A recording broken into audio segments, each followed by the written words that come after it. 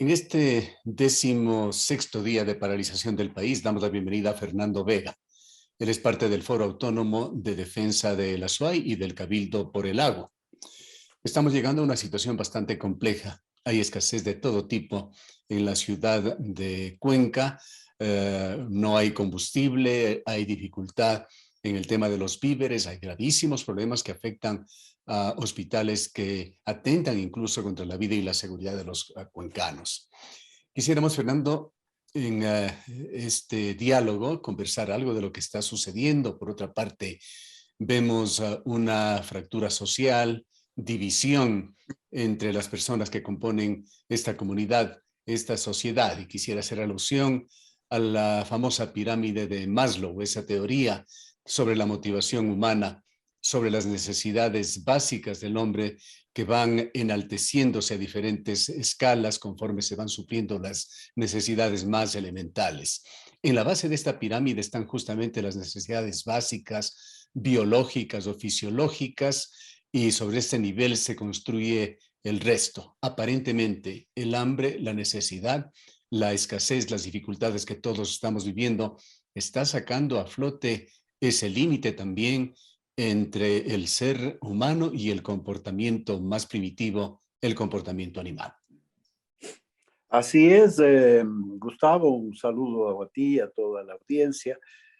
Yo creo que una crisis de las proporciones que vive el planeta y que vive particularmente nuestro país, vemos que lo que hemos conversado tantas veces, ¿no? Que el Estado mismo está al borde del colapso, ¿no?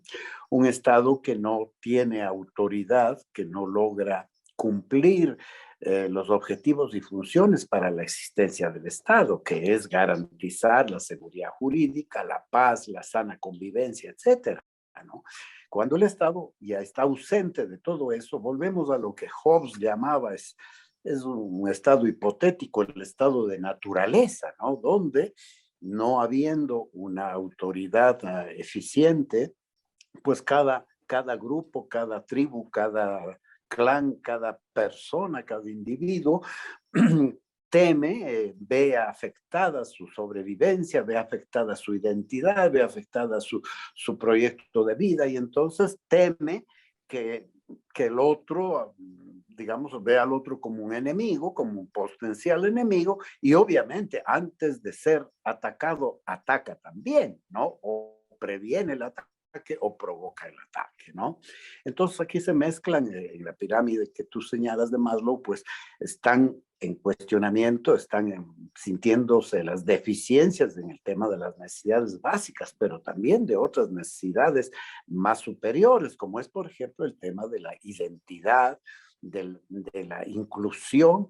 Sí, el Ecuador es un Ecuador que no ha superado el karma de la colonia, el karma de la época republicana, donde siempre han habido clases dominadas, supeditadas, excluidas. Y claro, ese karma en este momento ha llegado a niveles ya imposibles de no ver, ¿no? Siembra vientos y cosecha tempestades, ¿no? Este odio y esta reacción también del otro lado, es decir, este reclamo airado, agresivo de ciertos sectores del mundo de la pobreza, entre ellos algunos indígenas, algunos jóvenes, en fin, muchas fuerzas hay ahí que producen violencia, ¿no?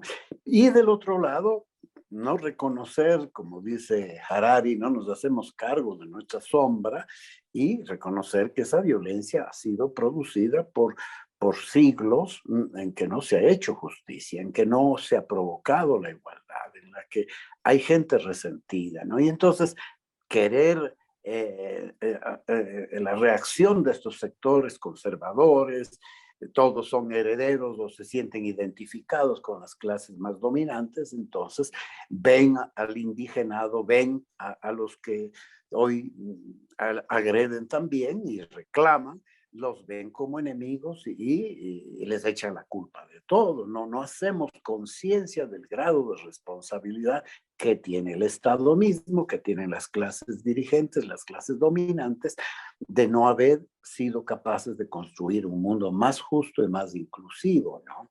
Yo creo que esto en este momento nos ha reventado en la cara, ¿no? Ya no se puede obviar esto. Si en este momento no se logra hacer conciencia de ello y proponer un nuevo pacto social, ¿no? Renovar un pacto social, que no es tanto cuestión de leyes, es cuestión de decir, bueno, vamos a sentarnos, vamos a hablar con plena sinceridad, con confianza, etcétera, ¿no? Yo creo que desde Cuenca, por ejemplo, podemos entenderlo, ¿no? Cuando vemos cómo a pesar de lo que dice la Constitución, a pesar de las promesas de campaña del presidente, a pesar de la consulta popular, se nos sigue imponiendo la minería. Eso no hay ningún país del encuentro ahí, no hay ningún diálogo. Y si por ese asunto hombre, yo sí le digo al presidente, si no es capaz usted de dialogar sobre esto y de tomar en serio este asunto, ya no es capaz de gobernar, pues, ¿no? Igual les diría a los que quieren que salga Lazo, ¿y qué proponemos a cambio? Tampoco tenemos una propuesta. Entonces, creo que el tema es complejo. ¿Por qué la protesta social? ¿Por qué es necesaria y por qué ha sido tan gravitante, tan protagonista en estos días? Y vemos contradicciones. La protesta social habla sobre necesidades básicas de los ecuatorianos insatisfechas, sobre el pésimo transporte que tenemos, las carreteras, los problemas de la educación, la salud, la seguridad. Y esta protesta está generando una agudización justamente de estos problemas, ¿se entiende? Y se espera que momentánea. Tenemos paradojas como los taxistas hoy bloqueando la ciudad de Cuenca en protesta por las vías cerradas. Hablemos algo sobre la protesta social, sobre esa necesidad de comunicar un escenario, pero con un propósito de que lleve a un espacio de reflexión para motivar cambios, es decir, un punto en el cual se tenga que dialogar. Bueno, yo diría, quizá lo que voy a decir es un poco más general y puede aplicarse a muchas circunstancias, ¿no? Es decir, la vida sin dignidad, la vida sin calidad de vida, no merece el nombre de vida. Y entonces, no cabe duda que quien se siente, ¿no? Digamos, puede ser esto más objetivo, más subjetivo, pero quien siente que su vida está amenazada, no solo por la carencia, sino también está amenazada en otros espacios, como te digo, de la identidad, de las sensibilidades emocionales, el sentirse excluido, avasallado, ignorado, no incluido, etcétera, pueden generar esta reacción, es decir, para vivir arrodillado estoy dispuesto a morir, ¿no es Es cierto? preferible morir de pie. Morir de pie. Entonces me parece a mí que a esto hemos llegado, es decir, hay una gran masa de ecuatorianos que están, de esto no podemos seguir así, no podemos seguir en un proceso de degradación del Estado, de la sociedad, en la cual cada vez estamos peor, después de cada crisis estamos peor, ¿no es cierto? Y claro que hay gente, y tú sabes que en la doctrina de las izquierdas, hay gente que claramente le apuesta que hay que agudizar las contradicciones para provocar la revolución, el cambio, ¿no? Entonces, hay una serie de motivaciones. Habrá gente que está tirando palos por esa razón, por agudizar las contradicciones. Otros será por la indignación de que no alcanzan un puesto en la universidad. Otros serán porque ya lo que antes comían ya no pueden comer, o porque ya llevan 2 años sin trabajar, o porque no sé qué, ¿no? Hay otros, obviamente, que lo que quieren es que vuelva Correa y que reine la impunidad en este país. Es decir, no todos están con la misma motivación. Esto, yo digo, es como una romería, ¿no? Como una procesión a la Virgen del Cisne. Ahí van todos, unos por devoción, pero ahí van los ladrones también, que van a aprovechar del tumulto para sus fines propios. Habrá gente que va con una fe más depurada, otros que van con una fe mágica, pero en fin, o sea, todos los comportamientos sociales no se explican por un factor unidimensional. Entonces, querer reducir una gran complejidad a lucha entre correístas o oposición entre indígenas y blancos o entre ciudad y campo, me parece que si solo utilizamos una variable para entender lo que pasa, pues no alcanzamos a leer bien el problema. Tenemos que poner todas las variables en la fórmula para poder entender la gravedad de la situación y tratar de dar respuestas que no solo resuelvan el problema de que vuelvan a sus casas y se acaba el paro, porque eso es lo que nos urge. Si no resolvemos los problemas de fondo, pateamos al futuro y mañana pasado tendremos otra vez el problema, ¿no? Ahora, este proceso de agudizar las contradicciones se ha venido dando en forma intensa ya en estos 16 días del paro. Ayer se llegó a un punto culminante que todos clamaban, todos esperaban la instancia de diálogo. Se sentaron los actores. Hubo unos primeros puntos que prevén lo que posiblemente vendrá y le preguntamos ahora, ¿cuál es el camino a seguir? ¿Qué es lo que debería suceder? A ver, lo que debería suceder es que, a ver, en torno a los 10 puntos hay que organizar un plan de gobierno. Un plan de gobierno en el que no es que cada uno tiene que ceder una parte, sino hay, desde el punto de vista de la negociación política, ¿no es cierto? Hay que ver qué es lo posible y lo factible, atendiendo a los recursos naturales, atendiendo a la situación económica, atendiendo a las aspiraciones sociales, a la necesidad de manejar cierta planificación al futuro, etcétera, ¿no? Me parece a mí que de aquí debe salir un plan de gobierno, porque la verdad es que el señor Lazo no tenía un plan de gobierno más allá de crear supuestamente seguridad jurídica y hacer un país atractivo a las inversiones extranjeras. Para crear, eso es lo que va a crear trabajo y tal. Muy simple, ¿no?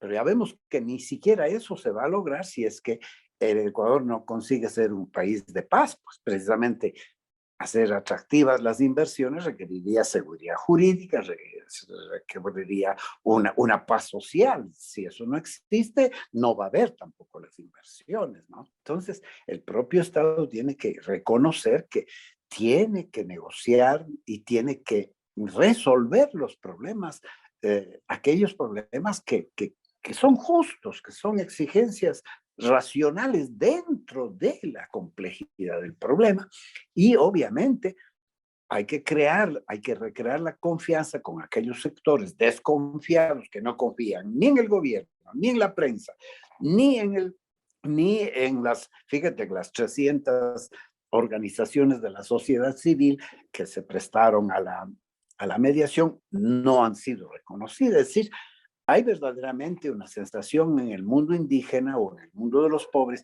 que dice, siempre nos han engañado, siempre otros se han aprovechado de nuestros muertos y de nuestras bullas, siempre nuestras demandas han quedado postergadas, ¿no es cierto? Obviamente, hoy no es que la pobreza divide acá los blancos mestizos y acá los indígenas campesinos, no. Hay indígenas campesinos que hoy pertenecen a una élite económica también.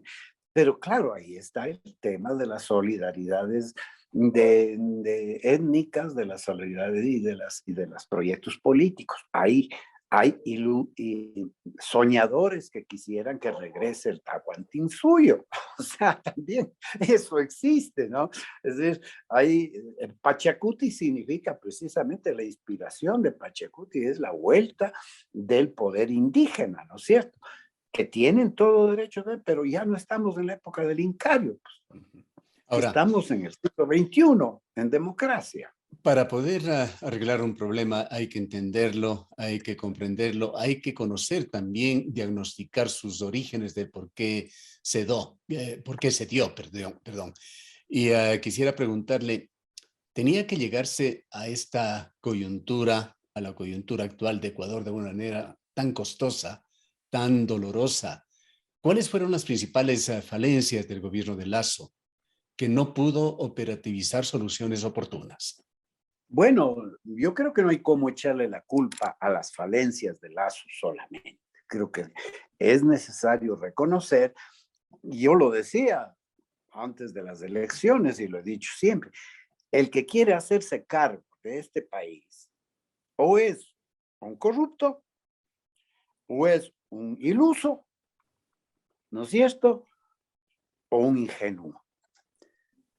Porque yo decía, si a mí me dijeran, oye, ¿quiere hacerse usted cargo del país? Tendría que decir como Churchill, lo que les ofrezco es sangre, sudor y lágrimas. De ofrecer en la campaña el oro y el moro y después ver que eso no se puede cumplir, que no se puede cumplir. Es decir, el Ecuador necesita también que le digan la verdad al pueblo, cuál es el camino. De aquí no se sale con soluciones fáciles, se sale con años de esfuerzo permanente, constante, disciplina, diálogo permanente y construir una sociedad posible, ¿no? Entonces, Pero ¿qué allí es lo estamos que... hablando nuevamente de otro axioma, Fernando, del principio de la incompetencia, del principio de Peter. Hay que reconocer hasta dónde uno puede hacer algo y hasta dónde no tiene ya la capacidad de hacerlo. Así es. Y entonces yo creo que el presidente, pues claro, aquí en el Ecuador todo presidente quiere pasar a la historia porque tiene dinero, porque ha logrado acumular algún tipo de popularidad o capital político, ¿no? Siempre se está buscando la vanidad, la gloria, dejar mi nombre escrito, qué sé yo, ¿no?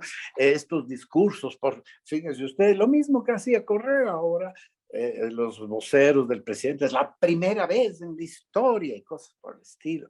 Son vanidades, son vanidades vacías, ¿no? Que no tienen ningún sentido. Hemos perdido la idea de que realmente quien gobierna es un servidor y es un esclavo del pueblo. Es una persona que tiene que dar su vida por el pueblo en horas de trabajo, en amor, en comprensión, en diálogo, en escucha, ¿no? Es decir, hay que ganarse el amor y la confianza del pueblo. Si no hay, obviamente, Correa se ganó el amor y la confianza del pueblo, pero semejante traición que nos hizo también ha dejado al pueblo escaldado. Pues. Ese es el problema, que el pueblo está gato escaldado, huyen del agua, dicen. Está escaldado por tanta traición, por tanta mentira, por tanta demagogia y por tanto populismo, ¿no? Pero a su vez el pueblo, curiosamente, es populista, le gusta que le digan, es como yo digo, una mujer, todo el mundo sabe que el marido no le quiere a esta mujer, pero ella dice sí me quiere, dice que bebe por mí, ¿no? Entonces, y me pega porque me quiere, entonces, ¿cómo puede el pueblo mismo? Tenemos que hacer un proceso de coeducación Ahora, para evitar. sabiendo, Fernando, que es un problema de múltiples aristas y en consecuencia de difícil y larga solución, Sí. ¿cuáles son los pasos a dar Bueno, ahora en Ecuador? creo que, a ver, habrá que consensuar en el tema de los precios de la gasolina, habrá que llegar a un punto medio en el que, a ver, el Ecuador no tenga que gastarse lo que no tiene en subsidio. Habrá que ver un subsidio que sea razonable, asimilable y por lo tanto llegar a un precio que también contemple la situación de la gente, ¿verdad? Yo diría un punto medio, a ceder de lado y lado. Pero En el tema, allí está una gran omisión que no se la ha hecho, que se la conoce desde hace tiempos, que hay conciencia de que el subsidio tiene que ser focalizado. así es, no lo ha hecho nadie. Es como lo que pasa con el seguro. Todo el mundo anuncia que si no se hace algo con el seguro va a la quiebra. Pero ¿por qué no lo quieren hacer? Ah, porque eso tiene costos políticos, ¿verdad? Entonces, para asumir un costo político necesitas tener una gran liderazgo, una gran confianza del pueblo y que el pueblo te crea que los sacrificios que vas a hacer van a ser para mejor, van a la larga a beneficiar a todos. Pero cuando vemos que esos sacrificios son para el pueblo y el disfrute y las prebendas son para los que gobiernan, ¿no es cierto? Yo te pongo un caso. Generalmente, gente que está en el círculo gubernamental, trabaja marido, mujer, algunos parientes, hijos, sobrinos, etcétera. Fácilmente, entre el círculo familiar, que depende de la vida del Estado, se meten 30, 40 mil dólares mensuales. Y dos personas que trabajan del pueblo, cada uno trabajando, entre los dos apenas alcanzan a cubrir el salario básico o la canasta básica, ¿no? Entonces, esto es lo que genera ya esa terrible desconfianza, esa terrible ruptura, ¿no? Y este rencor también. Entonces, yo creo que, a ver, en los demás puntos, por ejemplo, el tema del agua, el tema de los páramos y la minería, nosotros somos cuencanos y sabemos que si es por eso el paro tendría que ser indefinido hasta que no se arregle esto. ¿No es cierto? Así Sabemos es. que si nos quieren seguir imponiendo minería a costa del futuro sustentable de nuestra ciudad y de nuestra región, no es admisible. Claro, y llegamos a una más de tantas contradicciones y equivocaciones del gobierno en el manejo de esta situación. No es un momento para echar leña al fuego, pero mientras se desarrollaba el primer día de este incipiente aún paro, el ministro Vera pregonaba las maravillas de la minería en Ecuador, en Canadá. Así es, así es. Entonces, ¿qué es eso? O sea, les importa un bledo la voluntad del pueblo. Les importa un bledo. Esta gente no nos puede seguir gobernando. No puede ser que el Ecuador esté gobernado por esta clase de gente. Necesitamos realmente un esfuerzo enorme para... El Ecuador entero tiene que hacerse una escuela de formación política. Y yo creo que la historia, o sea, este dolor que ahora estamos pasando puede ser una oportunidad para madurar, para crecer, para entender, para asumir también nuestras propias responsabilidades como pueblo. Los citadinos, en general, nos hemos desentendido del asunto, pues de todo, ¿no? Como tenemos agua a domicilio, pagamos nuestros impuestos, estamos en cada uno nuestro negocio y no queremos dar tiempo a la lucha, al debate, a la conversación sobre el bien común, ¿no es cierto? Pero resulta que quienes están sufriendo más del tema están obligados a hacer eso y entonces los campesinos están politizados en el buen sentido, aunque sus decisiones pueden ser equivocadas, pero están en la política. Y el resto de los ciudadanos observando, ¿no? Entonces tenemos que implicarnos. ¿Por qué? Porque el Ecuador no lo va a salvar un iluminado, no lo va a salvar un Mesías. El Ecuador necesita un proceso integral de pueblo, Estado, instituciones en el que vayamos madurando democráticamente. Este dolor no va, o sea, puede ser inútil también y podemos ir para peor. Yo diría, pido a la historia, Dios, que esta historia nos enseñe a madurar, a crecer, a recuperar el amor, la misericordia, la dignidad, el diálogo, en fin, todo aquello que se necesita para poder sentarse a conversar de manera constructiva. Sabiendo que las soluciones, las salidas a esta grave situación se van a dar en el Centro de Poder Político en Quito, quisiéramos finalmente padorear a Atahualpa Yupanqui, aquello de las penas son de nosotros, las vaquitas son ajenas. Y quisiera preguntarle en este punto su análisis o pedirle su análisis sobre la actuación de nuestros gobiernos autónomos descentralizados, de nuestras Oh, autoridades, de nuestros representantes públicos en la coyuntura. como ya no existen partidos políticos, lo que existe son emprendimientos familiares de grupitos politiqueros que buscan el poder local también para beneficiarse del sueldo y de los proyectos aledaños, para favorecer a sus amigos, sabiendo que siempre hay una coima, ¿no es cierto? Sí, sí, y entonces, fíjese usted aquí en Cuenca, fíjese, cuando prefecta, alcalde, gobernador se han sentado a conversar, ¿verdad? Para resolver los problemas. No, no, no, esa no es mi competencia. Cada uno en su pequeña competencia, cada gallito cantando en su gallinero. Y ¿quién gobierna esta? No hay quien gobierne esta provincia, no hay quien gobierne esta ciudad, ¿no? Un gobierno que es por inercia, es decir, llevamos adelante lo que hemos ido construyendo en el pasado, un pasado que se está deteriorando, bueno, no estará mejorando, pero realmente no hay un proyecto local, de identidad local y de política local que defienda los intereses de Cuenca, ¿no?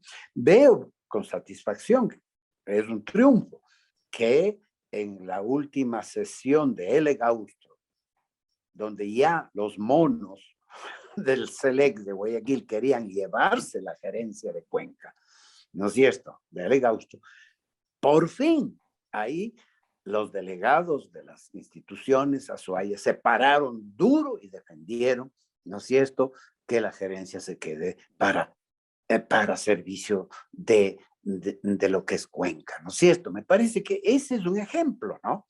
Por primera vez, porque están obligados, porque son miembros de un directorio y tienen que dar su voto, se sientan para consensuar y lograr algo en beneficio del propio lugar. Mientras sigamos con estos capillismos políticos, politiqueros, porque no son políticos, son parapolíticos, ¿no?